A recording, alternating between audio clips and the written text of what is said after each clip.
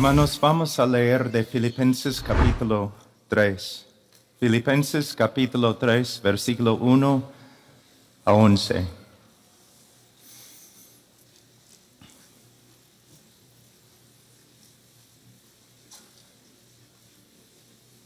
Por lo demás, hermanos míos, regocijaos en el Señor.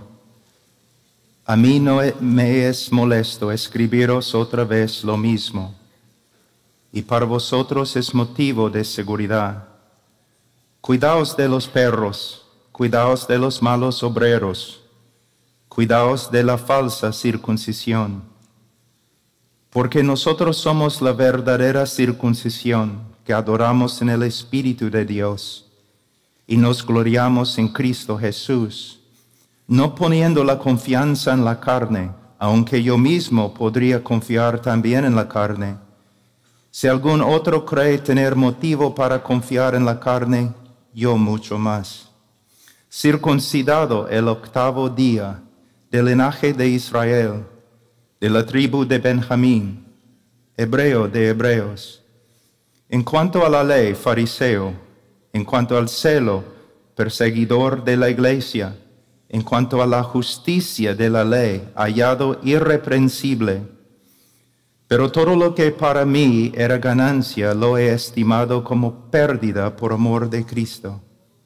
Y aún más yo estimo como pérdida todas las cosas en vista del incomparable valor de conocer a Cristo Jesús, mi Señor, por quien lo he perdido todo y lo considero como basura a fin de ganar a Cristo y ser hallado en Él, no teniendo mi propia justicia derivada de la ley, sino la que es por la fe en Cristo, la justicia que procede de Dios sobre la base de la fe. Y conocerle a Él, el poder de su resurrección y la participación en sus padecimientos, llegando a ser como Él en su muerte, a fin de llegar a la resurrección de entre los muertos. Oremos, hermanos.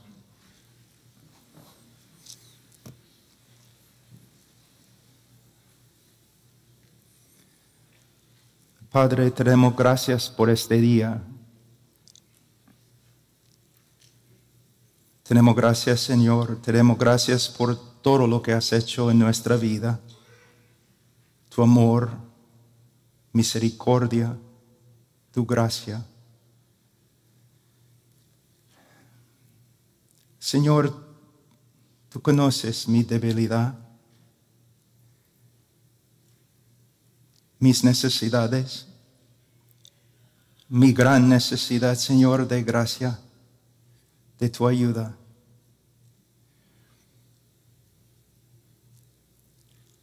Señor, reconozco que sin ti yo no puedo, Señor, hacer nada.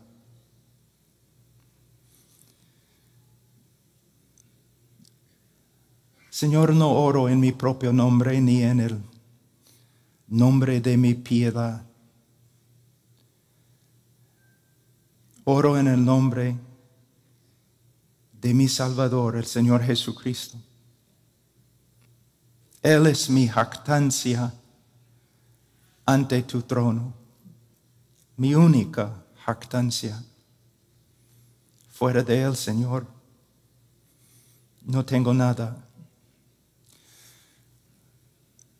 Por causa de Él, Padre, y por causa de tu pueblo, para su beneficio, ayuda, Señor, a este hombre tan débil.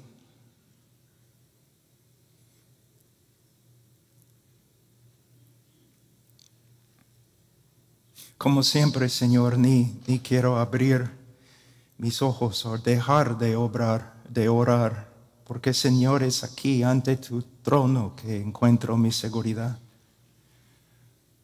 mi paz. Por favor, Señor, ayúdanos. En el nombre de Cristo. Amén.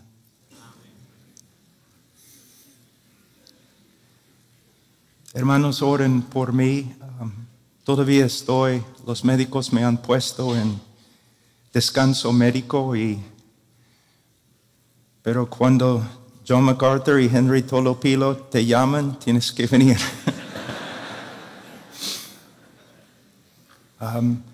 Y como ustedes saben, mayormente después de una prédica me quedo en la iglesia 3 horas para hablar con cualquier persona, pero yo tuve que prometer a mi esposa que después de la prédica voy a esconderme de nuevo.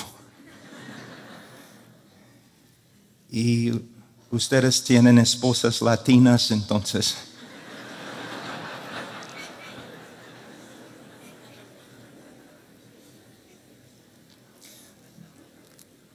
Y antes de la prédica también les pido que piensen bastante y oren, piensen y oren por los hermanos en Afganistán. Estamos trabajando este último mes con muchos cristianos en Afganistán, tratando de sacarlos del país y esconderlos dentro del país. Y hermanos, para ellos ahora es una prueba de fuego y necesitan nuestras oraciones. Es una situación muy difícil. Pero aún sobre esta situación, el Señor reina. El Señor reina. Siempre para mí es difícil predicar en un grupo. Así a veces me enojo porque parece que hay algo que no está bien. Yo me doy cuenta que estoy predicando a pastores que son más nobles que yo. Nadie conoce su nombre, pero son hombres de Dios y mujeres de Dios que han trabajado más que yo, más piadoso que yo. Pero estoy aquí con mis limitaciones y mi debilidad y voy a, en la gracia de Dios, intentar ser algo de bendición para ustedes. Pero tienen mi respeto, hermanos. Ustedes tienen mi respeto.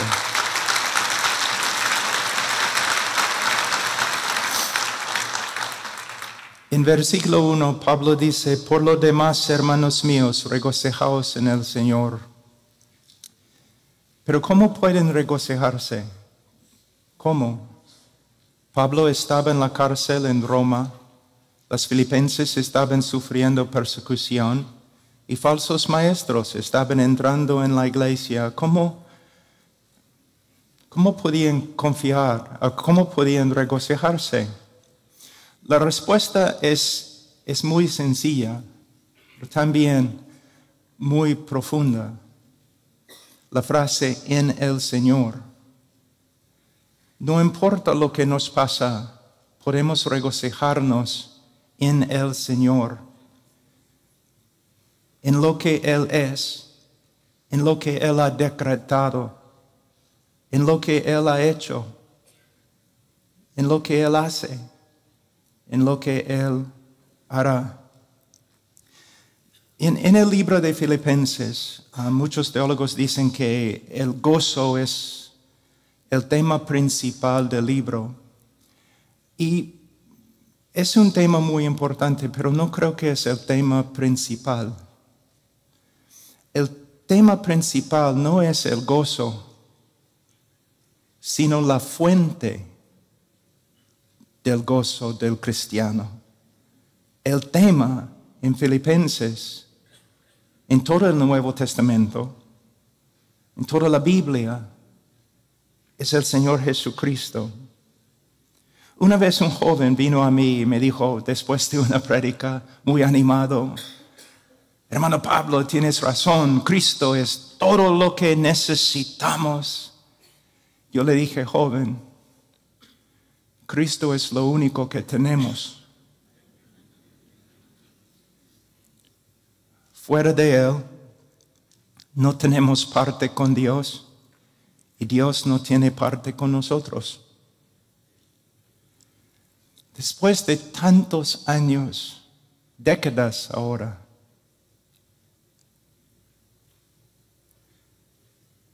esta verdad es más y más una realidad para mí. Tengo Cristo. No tengo nada más. Pero Cristo es suficiente. Nuestra dependencia en Cristo es absoluta.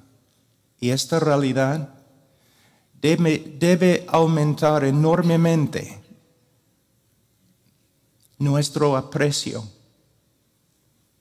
nuestra estima por Cristo. Es mi deseo que Dios trabaje en tu vida de tal forma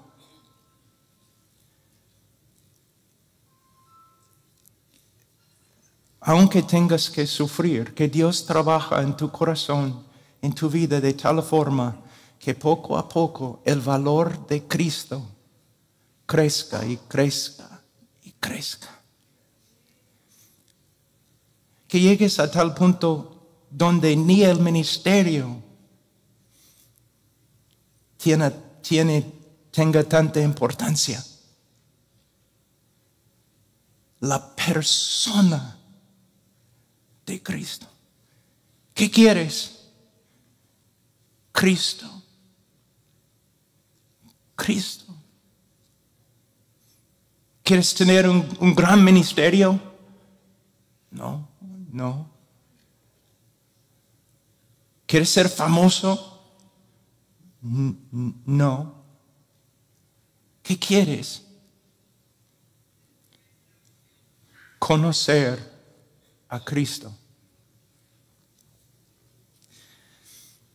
Pablo dice, a mí no es molesto escribiros otra vez lo mismo. Para vosotros es motivo de seguridad. Por supuesto, Pablo quería escribirles acerca de las grandes doctrinas de la fe cristiana, las doctrinas que pudieran contribuir a su edificación y su gozo, pero primero Pablo tenía que tratar un problema persistente. Falsos maestros estaban entrando en la iglesia, devaluando la persona de Cristo, la obra de Cristo y la gracia de Cristo. Y Pablo tenía que actuar. Presten atención a la frase aquí en este versículo. Otra vez lo mismo. El diablo y el mundo siempre buscan desviarnos de Cristo a lo de menos importancia. Siempre, no me importa cuán maduros que seamos, siempre tenemos la necesidad de ser recordados de la preeminencia de Cristo y devolver el enfoque a Cristo y su evangelio. Por eso no debemos ofendernos o hacer oídos sordos cuando las Escrituras o aún el predicador nos recuerda otra vez lo mismo.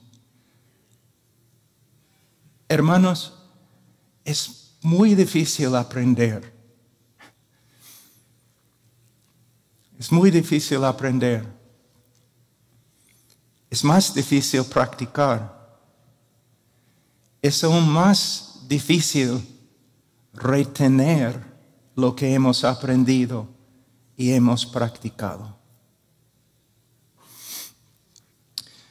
Versículo 2. Cuidaos de los perros, cuidaos de los malos obreros, cuidaos de la falsa circuncisión. Pablo hace aquí referencia a los judaizantes. Eran judíos que habían recibido a Cristo, o mejor dicho, habían asimilado a Cristo en su antiguo sistema de religión. Para ellos sí, era necesario creer en Cristo el Mesías para ser salvo. Pero Cristo en sí no era suficiente. Uno tenía que añadir su propia justicia a la justicia de Cristo como complemento. Ahora, esta herejía ha tomado muchas formas a través de 2000 años de la iglesia, pero siempre con las siguientes dos características. Primero, la persona, obra y palabra de Cristo no son suficientes. Dos, hay que cumplir lo que falta en la persona de Cristo con el hombre. Hay que cumplir lo que falta en la obra de Cristo con las obras del hombre. Y hay que cumplir lo que falta en la palabra de Cristo con la sabiduría de los hombres. Y en nuestro contexto contemporáneo, el legalismo, la psicología y especialmente ahora en el último año, la sociología. Hermanos, la persona de Cristo es suficiente. La obra de Cristo es suficiente. Consumada es. Y ciertamente la palabra de Cristo es suficiente. Ahora, Pablo describe en versículo 2 a estos falsos maestros usando términos muy fuertes, aún despectivos. De hecho, cada término que Pablo usa acá, los judíos usaron con referencia a los gentiles y a los paganos. Entonces lo que Pablo está diciendo es que estos super religiosos entre los judíos eran nada más que incrédulos, fuera de la gracia de Dios. Ahora Pablo, primero, él dice, cuidaos de los perros. Quizás el término más fuerte de menosprecio que una persona podía usar contra otra persona. En Palestina, hasta el día de hoy, pero en Palestina en los tiempos de Pablo, los perros no eran animales nobles, sino animales sucios, cochinos, violentos. Comían basura y contagiaban rabia y otras enfermedades. Entonces Pablo está diciendo que básicamente la enseñanza de estos judaizantes era como basura. La doctrina era como basura y las enseñanzas contagiaban la rabia y la gangrena espiritual. En inglés nosotros tenemos una frase, decimos, this man is not taking prisoners. Decimos que este hombre no está recibiendo o tomando prisioneros, él está decapitando a todos. Así es Pablo aquí. Cualquier persona que enseña a otros a devaluar a Cristo y la obra de Cristo en los ojos de Pablo era digna de menosprecio. Él dice, cuidaos de los malos obreros. Según Pablo, los que desprecian el valor de Cristo son obreros de maldad, inicuos, pecadores, lo opuesto de lo que pretenden ser. De nuevo, quizás uno diga que el lenguaje de Pablo es muy fuerte. Sí, es muy fuerte, pero es preciso. ¿Por qué Pablo habla así? Por la misma razón que nosotros deberíamos hablar así. Porque estos falsos maestros estaban devaluando a Cristo. John MacArthur escribe, y lo que él va a escribir aquí es muy profundo. Cualquier intento de agradar a Dios por medio de los esfuerzos de uno y desviar la atención de la redención cumplida de Cristo es el peor tipo de maldad. Así es. Hermanos,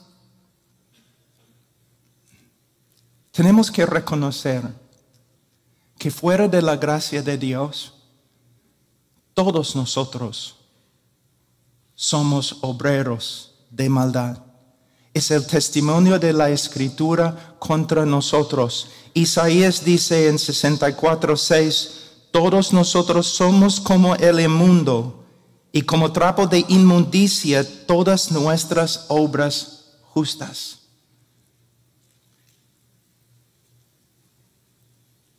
Como la ropa de una persona que tiene lepra.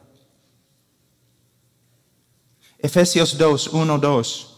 Estabais muertos en vuestros delitos y pecados, en los cuales anduvisteis en otro tiempo según la corriente de este mundo, conforme al príncipe de la potestad del aire, el espíritu que ahora opera en los hijos de desobediencia. Una vez yo tuve que enseñar este texto y yo pasé mucho tiempo pensando en el texto y tratando de comprender la idea principal del apóstol Pablo aquí, para comunicar a mis oyentes la verdad que se encuentra en este texto. Les voy a dar una ilustración. Imaginen un hombre muerto y putrefacto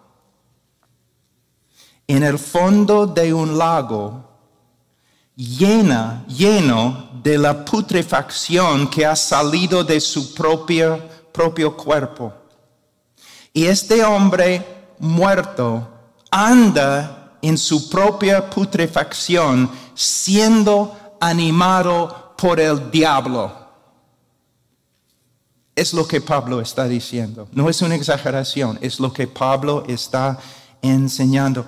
Hermanos, la única cosa que el hombre puede contribuir a la obra de Cristo es su pecado. Es su pecado.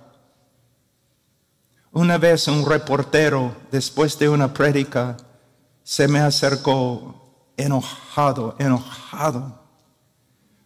¿Por qué hablas tanto del pecado? Yo le dije, porque quiero que tú ames a Cristo. Cuando una persona entiende lo que es ante Dios fuera de la gracia de Dios,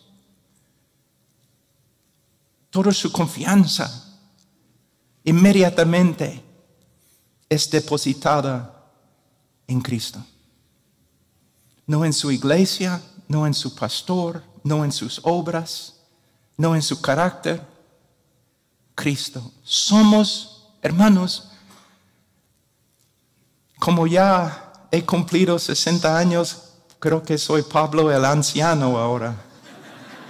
Como Pablo el anciano, les digo que después de casi 40 años no tengo nada presentar ante Dios. Ah, qué pena. No, es mi gozo. Nada depende de mí. Nada. Cristo ha hecho todo. Y él dice también, cuidaos de la falsa circuncisión. Literalmente, cuidaos de la mutilación. De la mutilación. La circuncisión era una señal principal del pueblo de Abraham. Y también fue mandada por la ley de Moisés. Cualquier hombre en Israel que no fue circuncidado fue excomulgado del pueblo de Dios, sin misericordia. Pero ahora Pablo está diciendo que cualquier persona que enseña la circuncisión es como un mutilador, como un pagano. Los paganos que mutilaban sus cuerpos contra la ley de Moisés. ¿Cómo puede ser? Necesitan entender dos cosas. Primeramente, bajo el antiguo pacto, la circuncisión era una señal de fe, no una obra que salvaba. Segundo, la ley siempre, todo el Antiguo Testamento, la ley tiene que ser aplicada siempre a la luz de la persona y obra de Cristo. Les voy a dar un ejemplo. En 1 Timoteo capítulo 1, versículos 7 a 11, Pablo habla de esto. En versículo 8, él dice, escuchen hermanos, Pablo dice en versículo 8 algo muy profundo. Pero nosotros sabemos que la ley es buena si uno la usa legítimamente. Versículo 11. Según el glorioso evangelio del Dios bendito. Entonces, sabemos que estamos usando la ley legítimamente cuando nuestra aplicación es según o de acuerdo con el evangelio.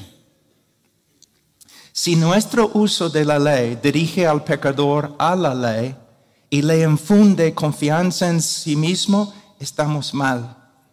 Pero si nuestro uso de la ley pone fin a la confianza del pecador y lo dirige a Cristo, estamos bien. Si nuestro uso de la ley resulta en el pecador devaluándose a sí mismo y apreciando más a Cristo, estamos bien. De nuevo, hermanos. Nosotros debemos saber que es tan claro que toda nuestra vida, el enfoque de toda nuestra vida debe ser Cristo, porque el enfoque de toda la Biblia es Cristo. La ley, el enfoque, Cristo. Los libros de historia no están diciendo, mírenos, mírenos, mírenos, sino espera, viene, espera, viene. Los libros de sabiduría, los profetas, el enfoque principal es Cristo. Cristo.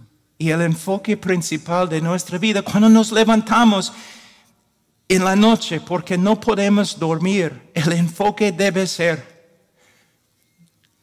bueno, no puedo dormir.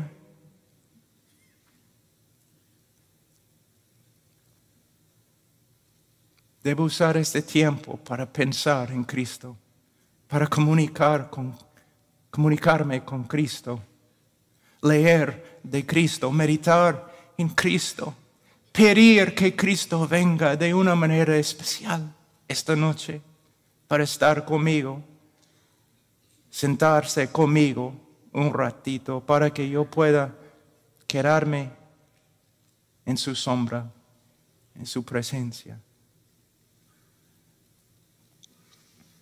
Versículo 3, porque nosotros somos la verdadera circuncisión. En versículo 3, Pablo da una de las descripciones más hermosas del cristiano verdadero. El cristiano es la verdadera circuncisión.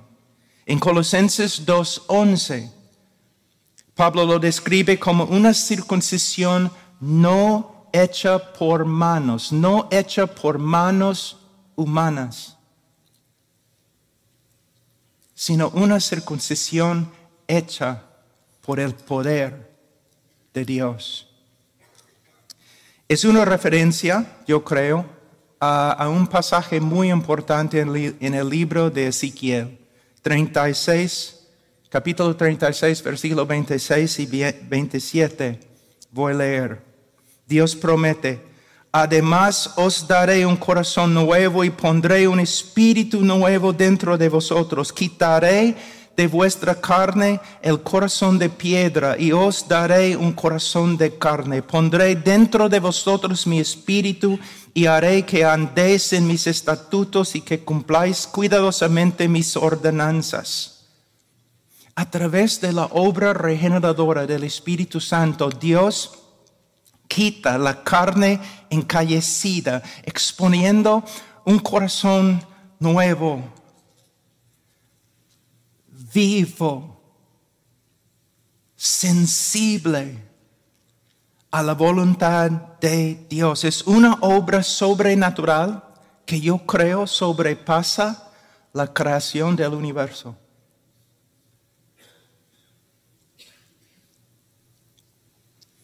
El cristiano verdadero no ha simplemente adoptado una nueva ética. El cristiano verdadero ha sido recreado, renovado, transformado. Es una nueva criatura. Y todo eso ha sucedido por medio de la obra redentora de Cristo, sin contribución ninguna del hombre.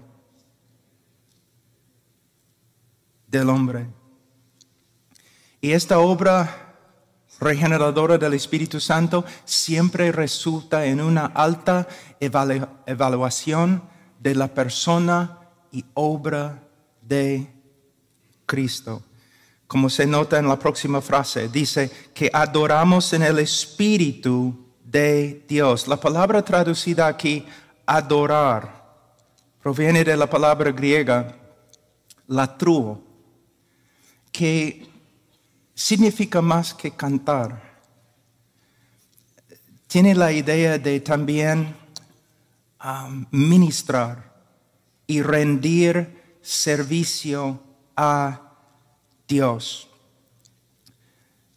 El cristiano no solo adora a Dios por medio de cantar, sino por medio de ministrar a Dios, por medio de rendir servicio a Dios, de acuerdo con su voluntad. Este es el resultado no solamente o no principalmente de la autodisciplina, sino el cristiano está siendo movido y empoderado por el Espíritu Santo. Pablo sigue, y nos gloriamos en Cristo Jesús. El verdadero cristiano, su gloria se encuentra en la persona de Cristo. Solo Cristo. Únicamente, exclusivamente Cristo. John MacArthur escribe, el verbo gloriar en este contexto denota jactarse con alegría exultante acerca de lo que una persona está más orgullosa. Nuestro orgullo como cristianos es Cristo. Es nuestra única jactancia, nuestra única confianza. Y esta actitud se ve claramente en el apóstol Pablo. Voy a leer 1 Corintios 1, 30, 31. Cristo es nuestra sabiduría de Dios y justificación y santificación y redención, para que tal como está escrito, el que se gloríe en el Señor. Gálatas 6:14, pero jamás acontezca que yo me gloríe, sino en la cruz de nuestro Señor Jesucristo, por el cual el mundo ha sido crucificado para mí y yo para el mundo. Si tú dices a un cristiano maduro, eres buena gente, seguro vas a ir al cielo, el cristiano maduro va a responder, por favor, no lo digas, no hables así, por favor, no. Mi única esperanza es la persona y obra de Cristo. En la mente de Dios el Padre, Cristo tiene preeminencia. Él debe tener preeminencia en nuestros pensamientos.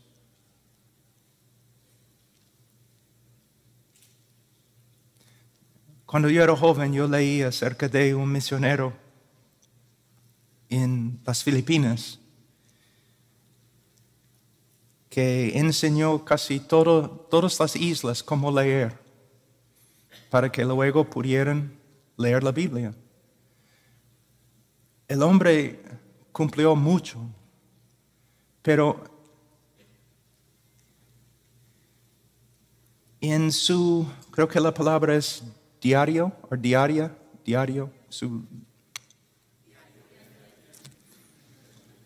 yo encontré una frase,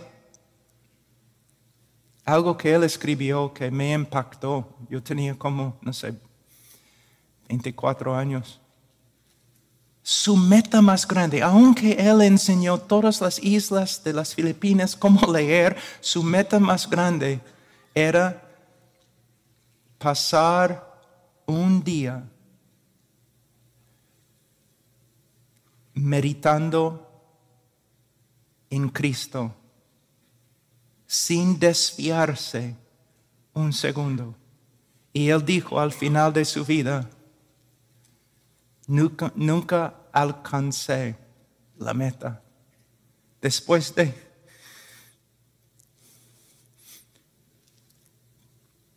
tantos años, nunca alcancé la meta. Pero vale la pena intentar.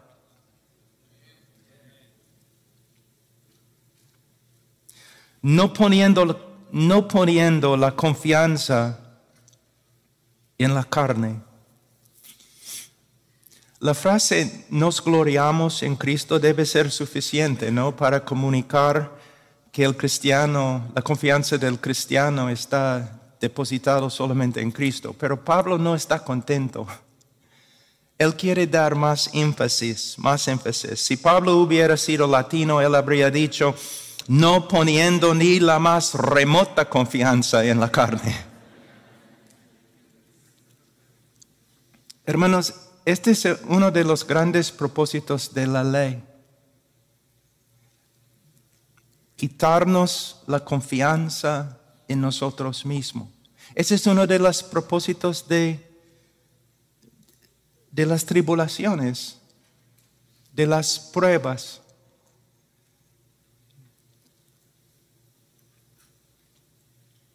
De mi salud en este momento.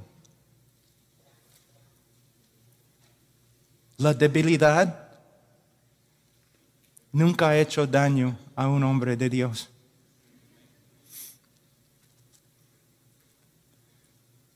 Todo lo que puede quitarnos la confianza en nosotros mismos es bello, duele, pero es bello. Vale la pena. Porque, hermanos, mira, solamente para que sepan, en el día de juicio no vamos a ser juzgados tanto por el tamaño de nuestro ministerio.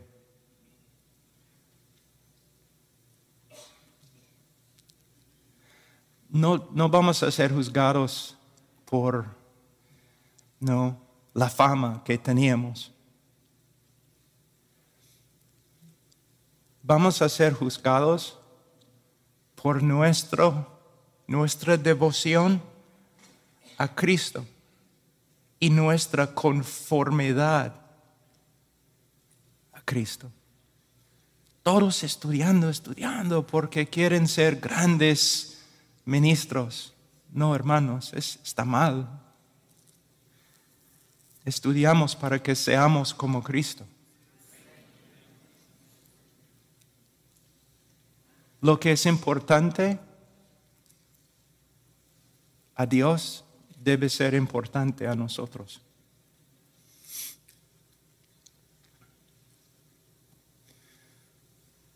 Pablo escribe en Romanos 3, 19, 20, ahora bien sabemos que cuanto dice la ley lo dice a los que están bajo la ley, para que toda boca se calle y todo el mundo sea hecho responsable ante Dios. Porque por las obras de la ley ningún ser humano será justificado delante de él, pues por medio de la ley viene el conocimiento del pecado.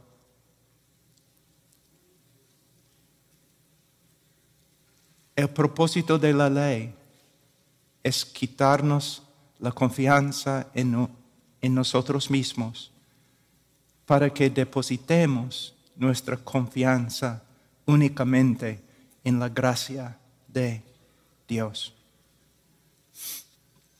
Les voy a dar un ejemplo. Mi tío, Guillermo, después de su fallecimiento, yo fui al funeral y en una iglesia luterana, y yo había hablado varias veces con mi tío. Yo tenía confianza que era creyente. Pero el pastor luterano se paró en el púlpito y por como 20 o 30 minutos él habló de todas las buenas obras de mi tío. Que mi tío había ayudado en la construcción de la iglesia, en el mantenimiento de la iglesia, cómo había servido a las viudas y la gente en la iglesia, 20, 30 minutos hablando de sus buenas obras, y yo estaba sentado en la banca enojándome más y más y más y más y más. Pero después de como 30 minutos, este pastor luterano se puso muy serio. No dijo nada, solamente miró la congregación. Y al final dijo, sí, nuestro hermano Guillermo en este momento está en el cielo. Y no por ninguna obra que yo he mencionado en los últimos 30 minutos. Él está en el cielo.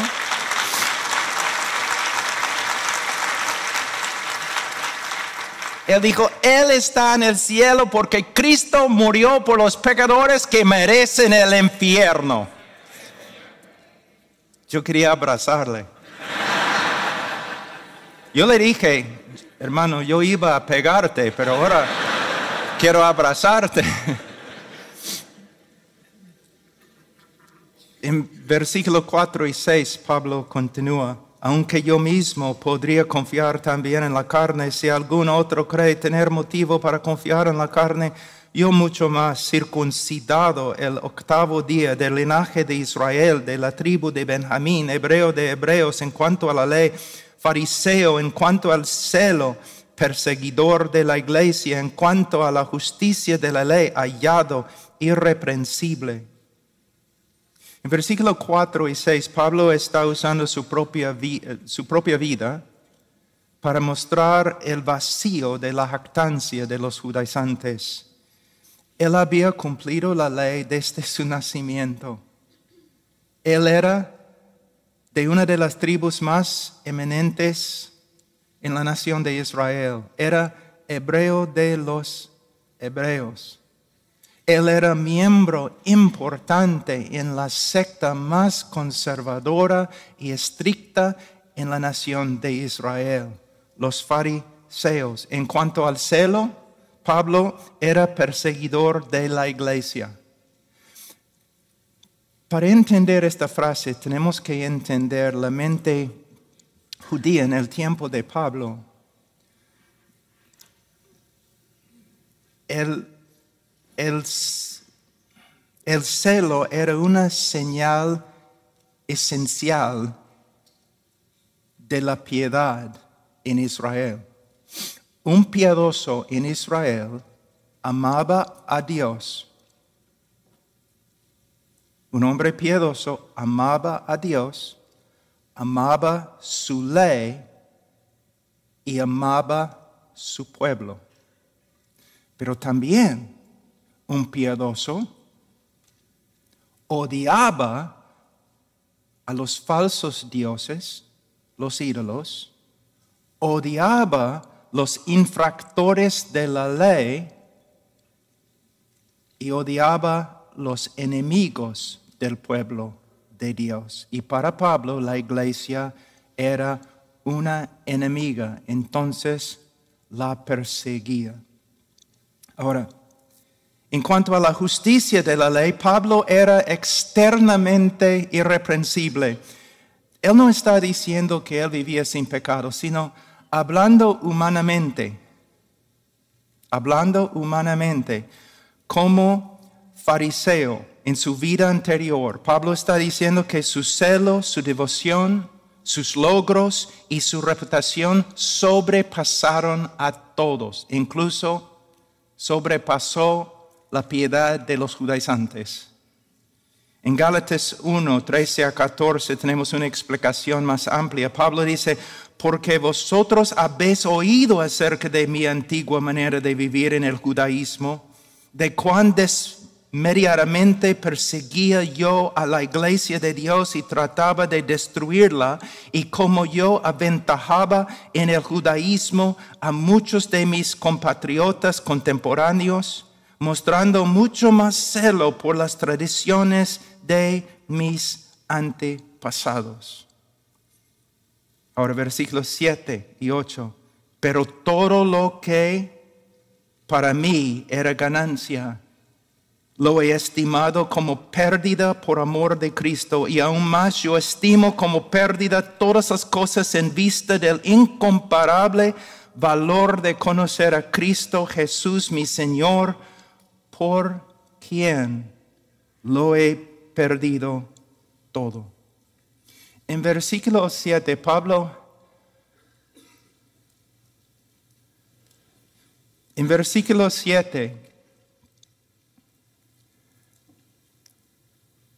Pablo está usando palabras de contabilidad como ganancia, pérdida, contar, estimar.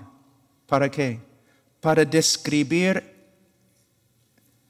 y me gusta esta parte, para describir el nuevo sistema de valores que fue creado en su corazón en el día que se encontró con Cristo en el camino a Damasco. Todo lo que antes estimaba, su celo, sus obras, su reputación, él lo consideró como pérdida, basura, heces, escoria, aún excremento por causa de Cristo. Todo comparado con Cristo. Como los franceses dicen, Pablo era la crème de la crème, ¿no? Entre los contemporáneos, y esta era su esperanza y era su jactancia. Pero algo sucedió a Pablo que cambió todo. ¿Qué? Y ojalá que lo mismo nos haya sucedido también. ¿Qué pasó a Pablo? Una revelación de Cristo. Y en esta revelación Pablo vio toda su propia justicia como realmente era. Basura. Basura. Cuando Pablo vio a Cristo en el camino a Damasco, él tuvo una visión parecida a la de Isaías, en Isaías 6. Pablo, en el camino a Damasco, él no vio a un simple carpintero parado al lado de la carretera. En su camino a Damasco, Pablo vio el Señor de gloria sentado sobre su trono. Y como Isaías le hizo pedazos.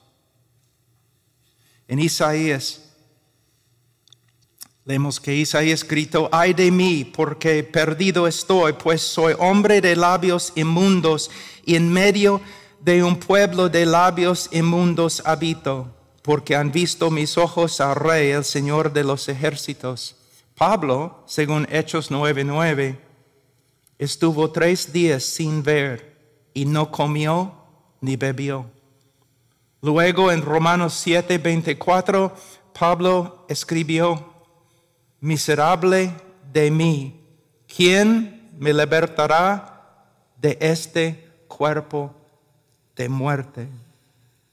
En la conversión de Pablo quizás tengamos la mejor ilustración del arrepentimiento en toda la Biblia. También podemos ver como un encuentro con Cristo puede cambiar totalmente el sistema de valores en el corazón de un hombre. La palabra arrepentir, hermanos, significa básicamente cambiar de opinión. Parece superficial, pero no lo es. ¿Por qué? La mente es el centro de control de nuestra voluntad, nuestras emociones y aún nuestra conducta. Si la mente cambia, entonces todo cambia. Ustedes están sentados aquí tranquilos porque, y no hay, pero están aquí sentados tranquilos porque no piensen que hay un fuego fuera que va a consumir todo el edificio. Son tranquilos porque es lo que piensan, y con razón, no se asusten. Pero si ustedes en un ratito cambian y piensan que hay un fuego fuera que va a consumir el edificio, entonces todo va a cambiar. Sus emociones van a cambiar. No van a estar aquí quietos, sino con bastante miedo. Su voluntad va a cambiar. Van a tomar una decisión. No voy a escuchar más esta prédica.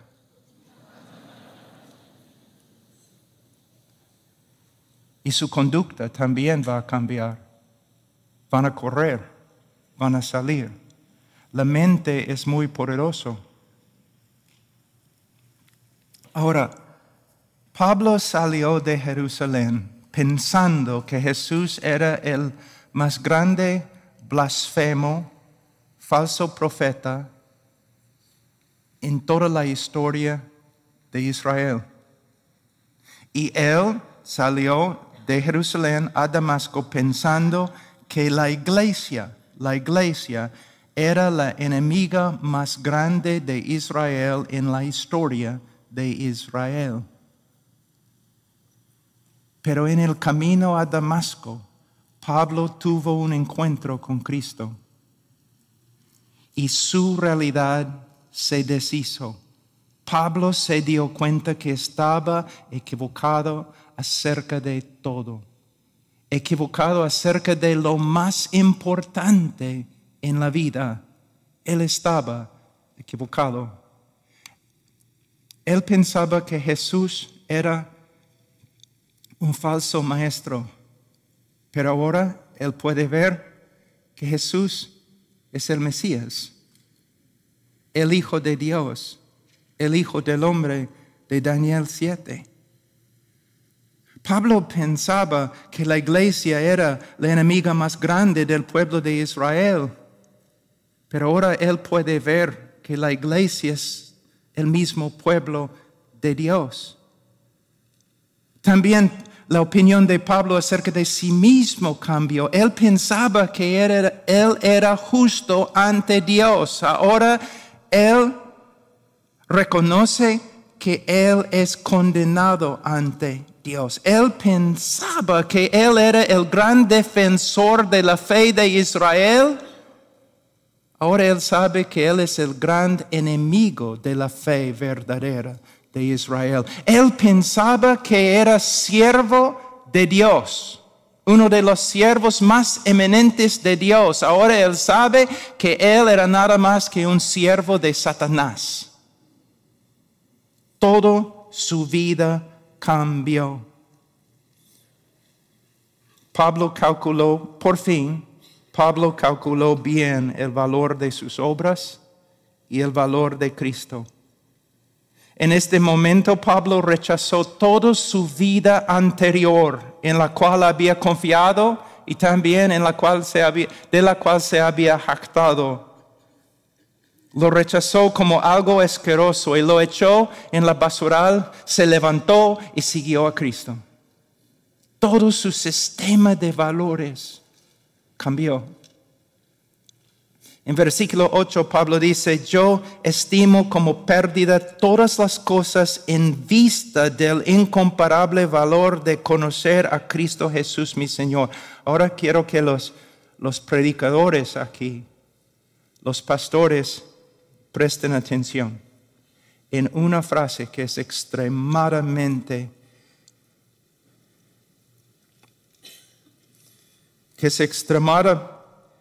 importante. La frase en vista de. Yo estimo como pérdida todas las cosas en vista del incomparable valor de conocer a Cristo Jesús mi Señor. La idea es que Pablo estaba totalmente contento en su vida y su religión anterior y no estaba buscando alternativas. ¿Por qué? Porque él andaba en oscuridad espiritual y él era ciego a la realidad de Dios, la realidad de la salvación y la realidad de sí mismo. Pero el momento que vio a Dios revelado en Cristo, Dios como es, la salvación como realmente es, él vio que su vida y su religión eran despreciables en comparación.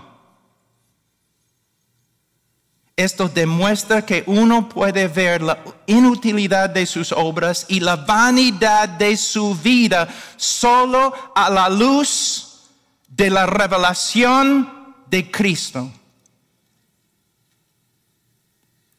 Tenemos otro ejemplo en 1 Tesalonicenses 1, 9 a 10. Yo aprendí esa verdad de D. Edmund Hibbert. Es un comentario en 1 Tesalonicenses excelente, lo recomiendo.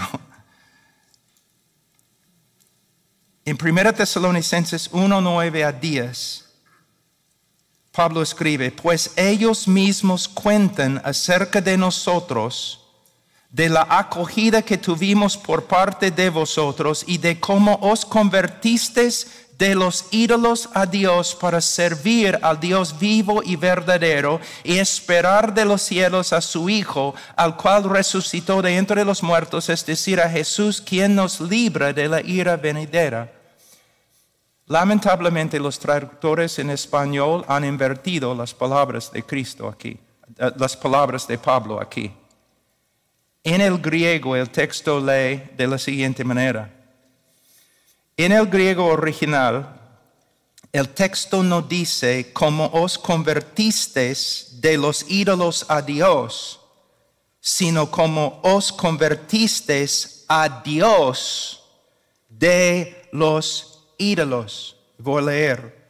La idea es que los gentiles, como Pablo, estaban totalmente contentos en su religión. No estaban buscando alternativas hasta que vieron a Dios como se reveló por la predicación del Evangelio.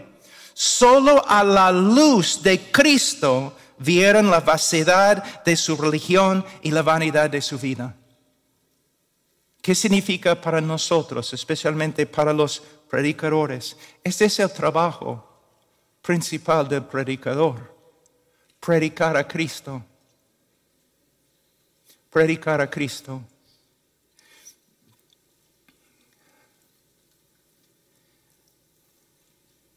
Aquí es el orden que tengo en mi propia vida.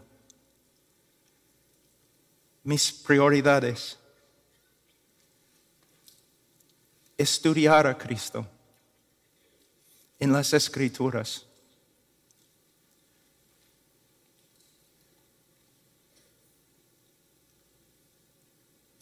Yo creo que uno tiene que leer toda la Biblia, de Génesis a Apocalipsis. También creo que necesitamos ser informados, maduros en nuestro conocimiento de todas las doctrinas. Pero si hay una doctrina preeminente, es la doctrina de Cristo. ¿Cuántas horas cada semana dedicas a estudiar a Cristo? Es fácil decir amén, amén. Pero ¿cuántas horas? ¿Cuántos años de tu vida has dedicado al estudio de la persona y obra de Cristo? Estudiar a Cristo. ¿Hay un tema más importante? Estudiar a Cristo.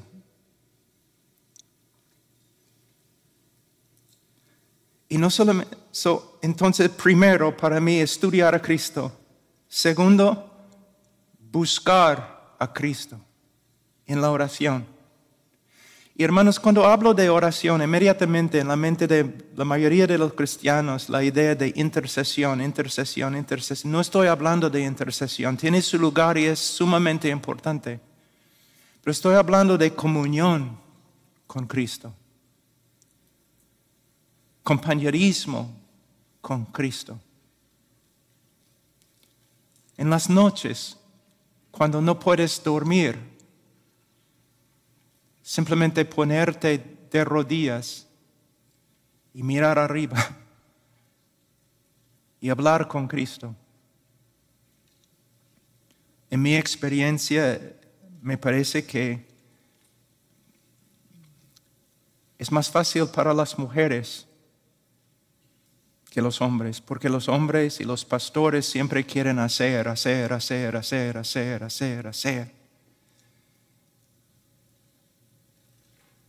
Marta. Quizás Martín. Debes poner al lado todos tus negocios y buscar el rostro de Cristo. Entonces, estudiar a Cristo, buscar a Cristo y ser transformado por el conocimiento de Cristo. Lo que necesitamos, hermanos, ahora en este día son hombres y mujeres transformados. A veces yo escucho las prédicas y mis propias prédicas y prédicas de otros y palabra. Pero ¿dónde está el poder?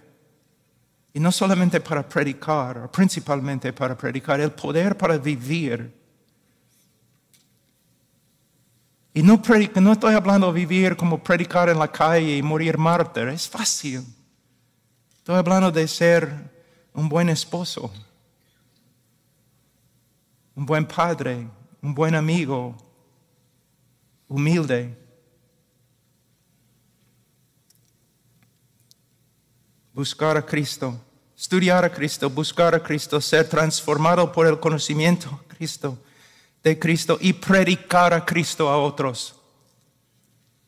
Predicar. Hermano, no debes salir del púlpito contento porque tu exposición era correcta.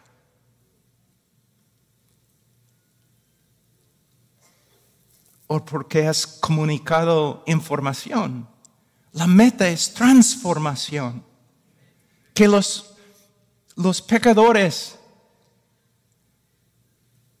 crezcan en su estima por Cristo y se salvan. Que la iglesia crezca en su estima por Cristo. Esa es la meta. En versículo 8, Pablo termina con la frase, lo considero como basura a fin de ganar a Cristo. Aquí podemos ver dos opciones opuestas y exclusivas. En otras palabras, no puedes tener las dos a la vez. Voy a leer. Tú puedes seguir confiando en tu propia justicia y rechazar la obra de Cristo, o tú puedes rechazar totalmente como basura tu propia justicia a favor de Cristo. Tú puedes gloriarte en tus propias obras o tú puedes gloriarte en Cristo y su cruz. Tú puedes tener la aprobación del mundo y la desaprobación de Dios, o tú puedes tener la desaprobación del mundo y la aprobación de Dios porque tú amas a su Hijo. En conclusión, hay dos opciones: ganar al mundo y perder a Cristo, o ganar a Cristo y perder al mundo. No puedes tener las dos cosas. Versículo 9, ser hallado en él no teniendo mi propia justicia derivada de la ley, sino la que es por la fe en Cristo, la justicia que procede de Dios sobre la base de la fe. Aquí en versículo 9 a 11, Pablo revela los resultados, los beneficios de ganar a Cristo. La justificación, versículo 9. Y el privilegio de conocer a Cristo, versículos 10 y 11. Pablo empieza en versículo 9 con la justificación. ¿Por qué? Porque todos los otros beneficios solamente son posibles por causa de la justificación, porque somos justificados ante Dios. ¿Qué es la justificación? Voy a leer de la Confesión Bautista 1689. No puedo encontrar una definición mejor. A quienes Dios llama eficazmente también justifica gratuitamente, no infundiéndoles justicia y rectitud, sino perdonándoles sus pecados y considerando y aceptando sus personas como justas, no por nada que hay en ellos o hecho por ellos, sino solamente por causa de Cristo. De versículo 9 también, esta confesión, podemos ver las siguientes características acerca de en la justificación bíblica. Número 1, no es justicia propia o justicia nuestra, sino justicia ajena o justicia de otro, la justicia de Cristo. No es derivada de la ley como algo que hemos ganado de Dios, sino procede de Dios como una manifestación de su gracia. No es por medio de nuestra obediencia, sino por medio de fe en la obediencia de Cristo. Por medio de su obediencia, Él satisfizo los requisitos de la ley y por medio de su muerte obediente, Él pagó las penalidades de la ley. En versículo 9, Pablo usa una frase que es una de las más hermosas descripciones de la unión del creyente con Cristo. Él dice, ser hallado en Él. Bueno, se puede predicar 3 horas más, toda esta conferencia. Solamente esta frase. Pero voy a decir ¿qué significa ser hallado en Él? Pablo quería ser hallado en Cristo. ¿Qué significa? Pablo está diciendo que no quería comparecer ante Dios, ante los ángeles, ante los hombres, ni ante el espejo en su propia justicia, sino vestido en la justicia de Cristo.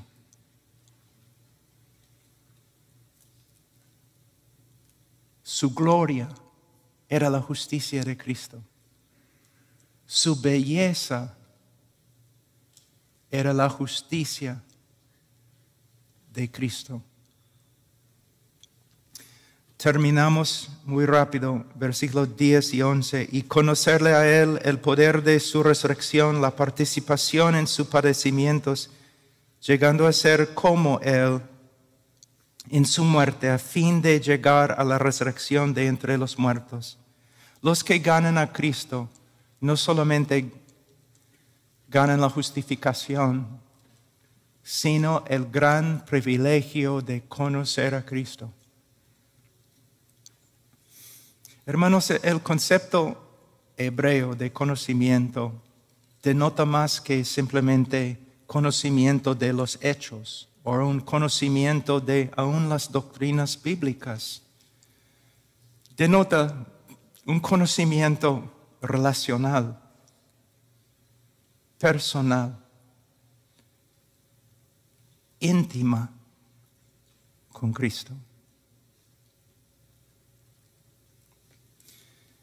¿Cómo se desarrolla? Primeramente, siempre tenemos que empezar con las Escrituras, leyendo, estudiando, meditando en las Escrituras. Segundo, cultivando nuestra relación personal y íntima con Cristo por medio de la oración. Tercero, simplemente caminando en este mundo caído y contrario. Ahora, para terminar, esta carrera de conocer a Cristo empieza en el momento de nuestra conversión y termina en el cielo. No.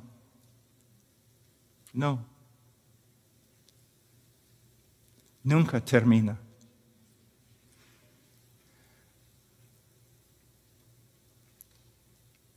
Porque la gloria y maravilla de Cristo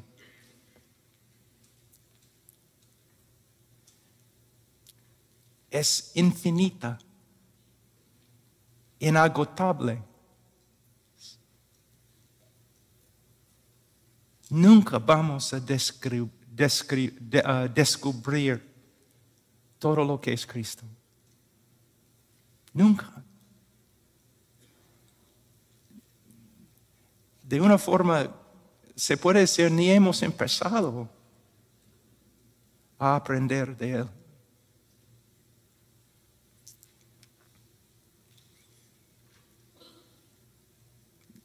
La eternidad presenta un problema para los filósofos, porque después de ¿cuánto tiempo puedes pasar, caminando en calles de oro y después te aburres? O jugando con las puertas.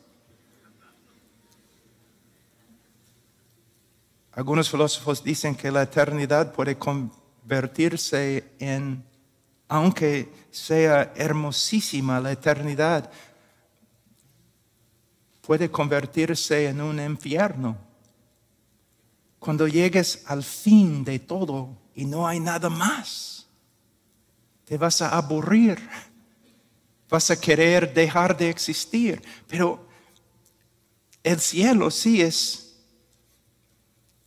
finito, pero la gloria de Dios es infinito. Después de 100,000 eternidades, ni hemos empezado a conocer a Cristo. Bueno, Dios les bendiga, hermanos.